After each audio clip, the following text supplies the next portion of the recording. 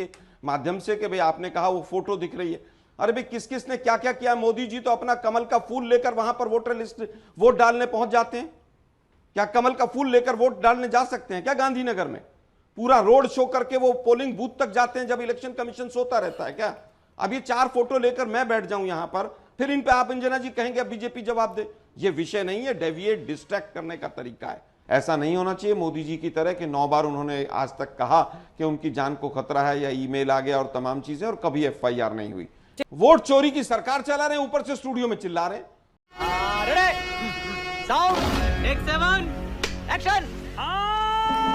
SIR की वजह से पहले भी क्या ऐसा राहुल जी ने कभी कहा था कि खतरा है उन्हें, क्योंकि जो आरोप सावरकर को लेकर लग रहा है, क्योंकि अब वो इसको वोट चोरी से जोड़ रहे हैं।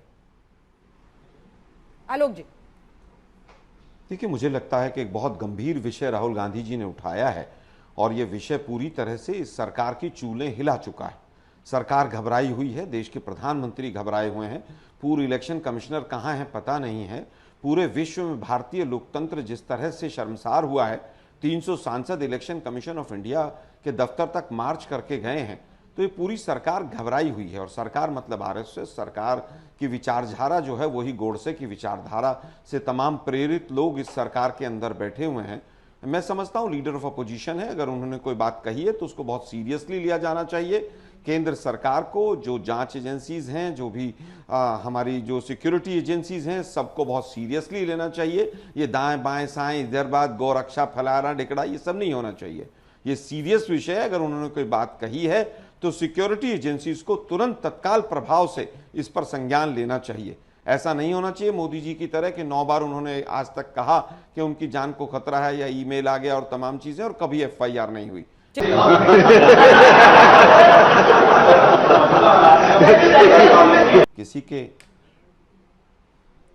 किसी परिवार के ऊपर इस तरह के आरोप लगाना बौखलाहट और मानसिक दिवालियापन बताता है। 11 साल से आपकी सरकार थी, आपकी सरकार पकौड़े तल रही थी 11 साल से। जब पूरी चोरी इलेक्शन कमीशन की पकड़ी गई तब आप जागकर यहां पर आए हैं, और आज आप फोटो लेकर आ गए, ये लेकर आ गए। इनका एक 3D मॉडल है कि पहले डिनाई कर दो, फिर डिस्ट्रैक्ट करो, फिर डेविएट कर दो। मैं एक एक विषय का इनका जो सवाल उठाएं उनका उत्तर देता हूं। देखिए, इलेक्शन कमीशन का कोई ऑब्जर्वेशन या इलेक्शन कमीशन की तरफ से सुप्रीम कोर्ट का कोई ऑब्जर्वेशन ऐसा नहीं है कि एक्सक्लूजन करना ही होता है। अरे भाई, सुप्रीम कोर्ट का तो खुद 1995 का डिसीजन है कि इलेक्शन गोइंग स्टेट जो जिस ईयर में इलेक्शन होता है उस साल पे आप सुमोटो किसी भी वोटर को डिलीट नहीं कर सकते हैं। ये सुप्रीम कोर्ट का 1995 का Lal Babu Hussain versus electoral registration officer ये केस का डिसीजन है अपना। तो सुप्रीम कोर्ट अपने ही डिसीजन के अगेंस्ट क्यों कोई ऑब्जर्वेशन देगा? लेकिन दुर्भाग्य यह है कि जब चोर की चोरी पकड़ी गई, जब चोरी से प्रधानमंत्री बने हैं, तो स्वाभाविक है कि कुछ इस तरह के विषय सामने लाए जाएंगे। Emotional damage. आज हालत यह है कि अभी तक 4 दिन तक पता चल रहा था कि साहब वो एफिडेविट दे दीजिए, एफिडेविट दे दीजिए। अब पता चला कि साहब वो 2 इलेक्शन कमिश्नर्स आज तक पर आकर कहकर चले गए कि इस केस में एफिडेविट किसी भी रूप में देने की आवश्यकता नहीं है। तो आज नया एक फंडा लेकर आ गए। आज का विषय यह है कि एसआईआर में क्या सब कुछ ठीक हो रहा है? क्या सुप्रीम कोर्ट में मरे हुए लोग नहीं पहुंच गए हैं जिनको मृत डिक्लेयर कर दिया है? अपना विषय ये है। एक सेकंड, आईपैड नीचे कर सकते हैं, हम उसकी तस्वीर और वीडियो सब चला रहे हैं, नीचे कर लीजिए। हाँ, पूरी कीजिए आलोक जी बात। लेकिन आपने अभी अभी कहा कि एक परिवार पर आरोप लगाना देखिए, मुझे लगता खराब मानसिकता है। दूसरी तरफ आप प्रधानमंत्री, जिस चुनाव से आप दूसरी पार्टी इस देश में बने हैं, उस चुनाव को आप गलत कह रहे हैं और कह रहे हैं वो गलत पीएम बने। वाह बेटा, लगता है तुम गू खा के ही मानोगे। देखिए, मैं बिल्कुल कह रहा हूं कि इलेक्शन कमीशन के खिलाफ हम खड़े हुए हैं। अगर बीजेपी को लगता है कि इलेक्शन कमीशन ने गलत किया तो आपने भी सवाल पूछा था। अरे भाई, आप इलेक्शन कमीशन के यहां पर पदयात्रा कब कर रहे हैं, मार्च कब कर रहे हैं आप कि इलेक्शन कमीशन गलत काम कर रहा है, गलत जाली वोट बनाता है? आप भी करिए। पहली चीज तो यह है कि इलेक्शन कमीशन की तरफ से बार बार बीजेपी क्यों आकर वोट प्रेस कॉन्फ्रेंस करने पर बैठ जाती है? इलेक्शन कमीशन क्यों नहीं जवाब देता उन सब तमाम सवालों का? इलेक्शन कमीशन इसलिए जवाब नहीं देता कि उसकी चोरी पकड़ी गई है। इलेक्शन कमीशन पूरी तरह से बीजेपी के साथ मिला हुआ है, उसका पिट्ठू बनकर पूरी तरह से वो चुनाव जितवा रहा था, और ये तमाम चीजें अब सामने आ रही हैं। आपको लगता है कि वहां पर कहीं पर भी किसी भी जगह पर, चाहे वो रायबरेली हो चाहे बनारस हो, आप दोनों का मशीन रीडेबल इलेक्ट्रॉनिक फॉर्म में आप पूरा डाटा रिलीज कर दीजिए। मैं तो इलेक्शन कमीशन पर एक और आरोप लगा रहा हूं कि इन्होंने इतना जल्दी डाटा किस तरह से दे दिया। मुझे तो लगता है इलेक्शन कमीशन और बीजेपी दोनों रात को बैठकर तय कर रहे हैं कि बीजेपी के ऊपर और इलेक्शन कमीशन के ऊपर जो जिस तरह के आरोप लग रहे हैं उनको दोनों मिलकर जवाब कैसे दें। ये तो लेने के देने पड़ गए। अरे भाई आप बताइए ना, इतना डाटे को आपने 2 दिन 4 दिन में कैसे एनालाइज किया? और अगर आपके पास ये डाटा था कि रायबरेली में ऐसा हुआ है तो आप लोग सो रहे थे क्या? दिक्कत यह है कि बिहार के अंदर जो अभी एक वेबसाइट के ऊपर अंजना जी सर्च ऑप्शन था वो भी हटा दिया। पीडीएफ फॉर्म की जगह जो पीडीएफ फॉर्म में जो कॉपी डली हुई थी उसकी जगह स्कैन्ड कॉपी डाल दी ताकि आप मिलान कर ही नहीं सके। आपने 11 डॉक्यूमेंट्स की लिस्ट दी, उसमें से 2 या 3% लोगों के पास तमाम डॉक्यूमेंट्स का कोई ना कोई हिस्सा होगा। अब एक गरीब महिला जो जिसके पास ना 10वीं उसने की है ना पासपोर्ट है, वो कहां से सब डॉक्यूमेंट्स लेकर आएगी? सुप्रीम कोर्ट में मैटर पूरी तरह से चल रहा है। उसको आए दिन कैसे डेविएट किया जाए, किस तरह से डिस्ट्रैक्ट किया जाए, इसका केवल और केवल एक काम चल रहा है। हम साफ साफ कह रहे हैं कि हमारा ईवीएम पर पहले भी स्टैंड वही था, आज भी वही है कि जिस तरह से ईवीएम में घपला हो सकता है, जिस तरह से इलेक्टोरल वोटर लिस्ट में आज तमाम चीजें दिखाई दे रही हैं, महाराष्ट्र का जैसे चोरी पकड़ी गई तो बिहार मॉडल आ गया, चंडीगढ़ चोरी पकड़ी गई थी तो महाराष्ट्र मॉडल आ गया था। अरे बाप रे, ये तो धोती खोल रहा है। और अब 3 दिन पहले आसाम के लिए भी एसआईआर की बात आई है और देश के गृह मंत्री को थोड़ी सी भी लज्जा नहीं आती है, वो इस एसआईआर को नागरिकता से जोड़ रहे हैं। अरे भाई नागरिकता तय करना तो अमित शाह जी आपके विभाग का काम है। सुप्रीम कोर्ट भी तो कह रहा है नागरिकता तय होगी, ये वोटर फ्रेंडली है। सुप्रीम कोर्ट ने भी वोटर फ्रेंडली शब्द इस्तेमाल किया है। मैं लौट रही हूँ, आप कुछ भी बोलो, ये नहीं सुनने वाला। सुनिए, कह रहे शपथ पत्र तो डालिए। देखिए मुझे कंप्लेंट तो कीजिए बिहार में। देखिए शपथ पत्र अब ये आज तक देखते नहीं ना, आज तक देखना चाहिए। आज तक पे 2 इलेक्शन कमिश्नर्स ने कहा आकर कि इस कंप्लेंट में शपथ पत्र की जरूरत नहीं है। मलूक भाई के ज्ञान के लिए मैं और बता देता हूं, उन्होंने तो पूरा बाकायदा कोट किया कि 23B 1960 में जिस तरह का प्रोविजन है उसको इलेक्शन कमीशन गलत कोट कर रहा है। ये इलेक्शन कमिश्नर्स ने आज तक पे कहा है, लेकिन दुर्भाग्य है कि आज तक देखते नहीं है। टेलीविजन पे बयान दे दे, अरे भाई कल की बात है, कल 5 से 6 बजे के शो में मैं यहीं पर था। देखिए मलूक भाई मैं आपके बीच में नहीं बोला, ये बदतमीजी मत कीजिए भाई। देखिए ये कोई तरीका नहीं है भाई आप लोगों का। आप संविधान क्या कर रहे हैं सर? आप बोलना चाहते हो, ये गलत बात है। स्टूडियो का फायदा मत उठाइए, पूरे स्टूडियो का ही ऑडियो डाउन करा दूंगी, मेरी भी आवाज नीचे हो जाएगा। मत कीजिए, बोलिए। चुप हो जा, 7वीं फेल, चुप हो जा। वोट चोरी की सरकार चला रहे हैं, ऊपर से स्टूडियो में चिल्ला रहे हैं। वापस आते हैं, देखिए उन्होंने बकायदा बताया कि कर्नाटक में ना तो इलेक्शन चल रहा है और ना ही किसी तरह का रिवीजन चल रहा है। वहां पर केवल हमने रिसर्च बेस्ड कंप्लेंट है तो उसमें एफिडेविट की आवश्यकता नहीं है, इसीलिए बीजेपी वाले चुप हो गए। मलूक भाई को शायद ज्ञान जो थोड़ा सा लेट आता होगा, बीजेपी वाले एफिडेविट नहीं मांग रहे हैं। और आज तक देख लिया करें, आज तक अच्छा चैनल है। वापस आता हूं। No no no no, I am telling you. देखिए मुझे लगता है कि प्रोसेस और टाइमिंग पर सब सवाल उठा रहे हैं अंजना जी। कोई ये नहीं कह रहा कि स्पेशल रिवीजन मत तरीके से किसी ने लेडीज एंकर से हम तो खास प्रोसेस करके और टाइमिंग के ऊपर सवाल उठा रहे हैं। जो लोग बार बार सिटीजनशिप से जोड़ रहे हैं इस चीज को, जिस तरह से सिटीजनशिप से बार बार जोड़ रहे हैं, भाई इलेक्शन कमीशन का तो काम ही नहीं है वो। क्या एसआईआर से सिटीजनशिप तय होगी क्या? कुछ भी बोल देते हैं आके स्टूडियो में बैठकर। देश के गृह मंत्री से लेकर सुप्रीम कोर्ट कह रहा है कि सिटीजनशिप से इसका कोई लेना देना नहीं। अरे भाई बांग्लादेशियों को गृह मंत्रालय का काम है, निकाले। 20 साल से बिहार में सरकार चला रहे हैं, 11 साल से केंद्र में काबिज हैं। यहां पर हिंदू मुसलमान करने के लिए केवल एक एंगल देना होता है। मिलान किसने किया वोटर का और वीवीपैट का? वो भी इलेक्शन कमीशन है। सुप्रीम कोर्ट में हरियाणा के 5 विधानसभा के केस चल रहे हैं। इलेक्शन कमीशन ने वीडियो फुटेज देने से मना कर दिया। इलेक्शन कमीशन ने कहा कि हम वीवीपैट या जो ईवीएम्स हैं उनको हम पहले खाली करेंगे फिर टेस्ट कराएंगे। इनको पता कुछ है नहीं। अच्छा बात नहीं है। वीडियो रिकॉर्डिंग के लिए सरकार कानून ले आती है कि वीडियो रिकॉर्डिंग नहीं देंगे, क्योंकि उसमें पता नहीं 36,000 साल या कितने लगने थे।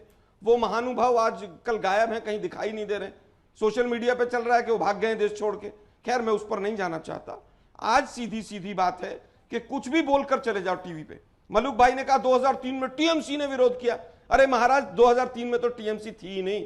2003 में ममता बनर्जी एनडीए की सरकार में रेल मंत्री थी।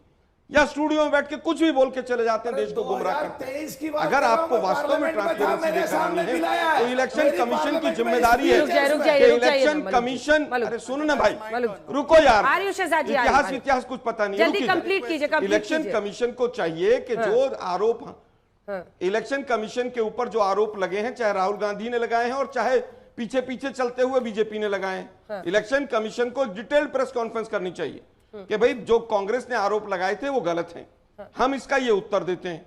बीजेपी ने जो आरोप लगाए थे ये गलत हैं, हम इनका उत्तर देते हैं। लेकिन दुर्भाग्य यह है कि इलेक्शन कमीशन तो बिल में घुसा हुआ है, उसको बचाने के लिए बीजेपी मैदान में आ जाती है।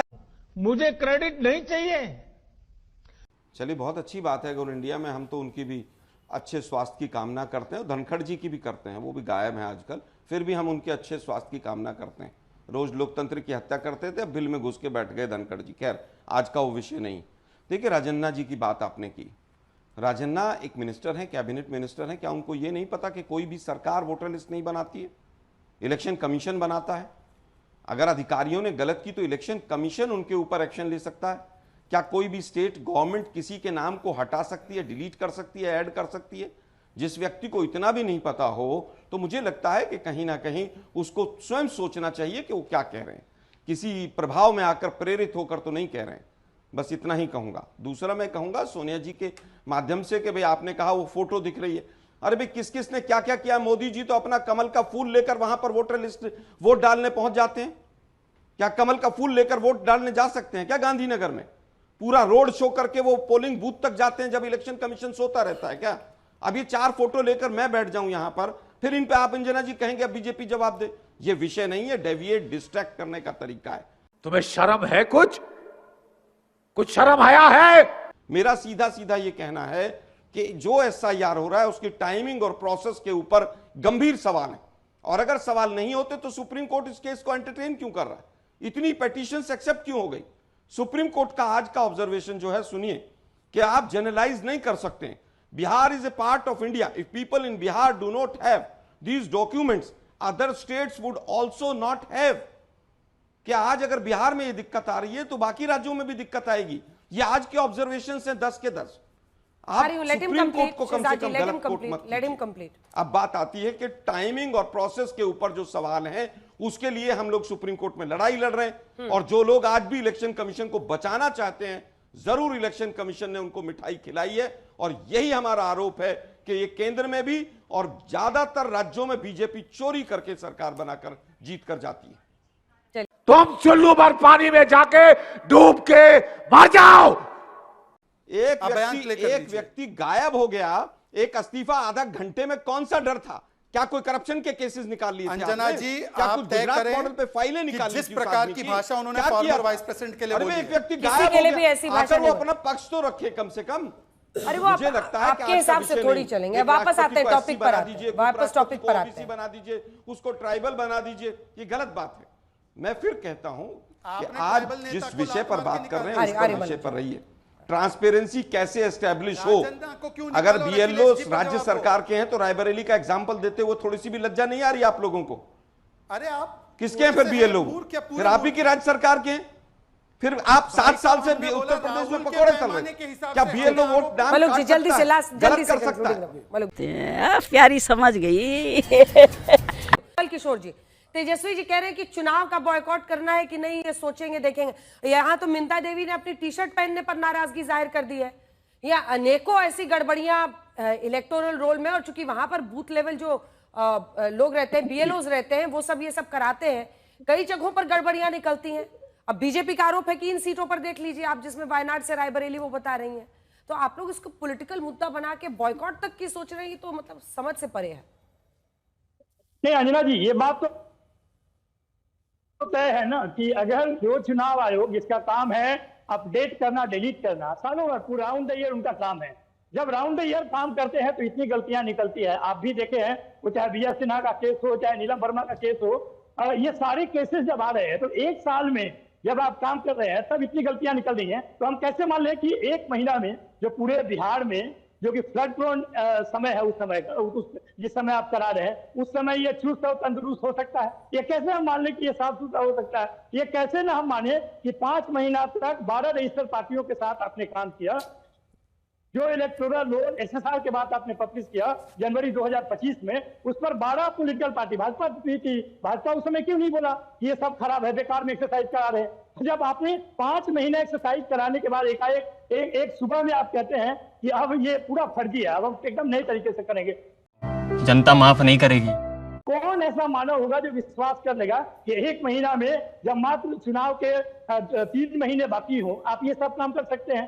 कहीं ना कहीं हमें लगता है कि स्वच्छ और निष्पक्ष चुनाव को खतरा है, और यही कारण है कि हम लोग लगातार जो सवाल आप हमसे पूछ रहे हैं वो सवाल हम चुनाव आयोग से पूछ रहे हैं। भारतीय जनता पार्टी क्यों परेशान है? भाई वो भी पॉलिटिकल पार्टी है, वो भी वही काम करती है, वो भी चुनाव लड़ती है, उसको कमियां उसको भी दिखानी चाहिए। वो कमियां कब दिखा रहा है? नवल जी, विजय सिन्हा का नवल जी, डबल एपिक नंबर पकड़ा गया। ठीक है, विजय सिन्हा का गड़बड़ हो, तेजस्वी यादव का गड़बड़ हो, 2-2 एपिक नंबर वाला, सबके नाम लीजिए, सब बताइए। अब आप लोग क्लियर कीजिए, या तो आप लोग चाहते हैं कि इसी तरह से चलता रहे, या आप चाहते हैं कि रिवीजन हो, और अगर रिवीजन होगा तो उसमें सबको सहयोग करना ही पड़ेगा, है कि नहीं है? तो एक स्टैंड लीजिए ना। राहुल जी रोज निकाल रहे हैं, लिस्ट निकाल रहे हैं, यहां पर गड़बड़ी है, यहां पर गड़बड़ी है, तो वो तो और भी केस मजबूत कर रहे हैं ना कि आप वोटर इंटेंसिव रिवीजन कीजिए जल्दी से लिस्ट का।